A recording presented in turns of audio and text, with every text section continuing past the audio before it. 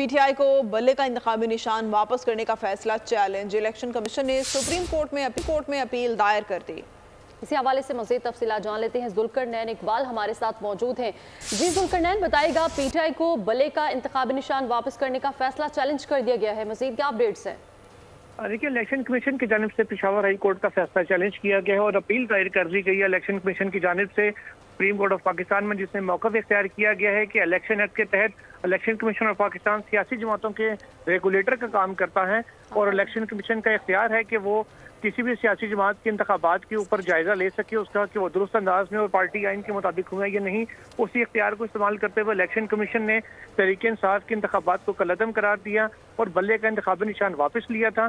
Peshawar high court ने election commission का फैसला कलअदम करार देके इलेक्शन कमीशन की इख्तियार में मुदाखलत की है और पेशावर हाई कोर्ट का फैसला आइन और कानून के मुताबिक नहीं है। लिहाजा इलेक्शन कमीशन ने इस्तदा किया सुप्रीम कोर्ट ऑफ पाकिस्तान से कि इलेक्शन कमीशन का तहरीक इंसाफ को बल्ले का इंतखाबी निशान वापस करने का फैसला कलअदम करार देते हुए जो इलेक्शन कमीशन का फैसला था जिसमें बल्ला छीना गया था पीटीआई से, उसको बहाल किया जाए। साथ ही साथ इलेक्शन कमीशन ऑफ पाकिस्तान ने जल्द समाअत की तदाबीर कर दी सुप्रीम कोर्ट ऑफ पाकिस्तान से और कहा है कि क्योंकि ये मामला फौरी और हंगामी नौयत का है और 13 जनवरी आखिरी तारीख है जिस तक जो इंतखाबी निशान है वो अलॉट होने हैं, इसलिए सुप्रीम कोर्ट फौरी तौर पर इस मामले के ऊपर समाअत करे और सुप्रीम कोर्ट की जानिब से जो इलेक्शन कमीशन की अपील है उसको बाज़ाब्ता तौर पर डायरी नंबर भी अलॉट कर दिया गया है और कभी इम्कान है कि जल्द ही इस मामले की समाअत भी मुमकिन होगी।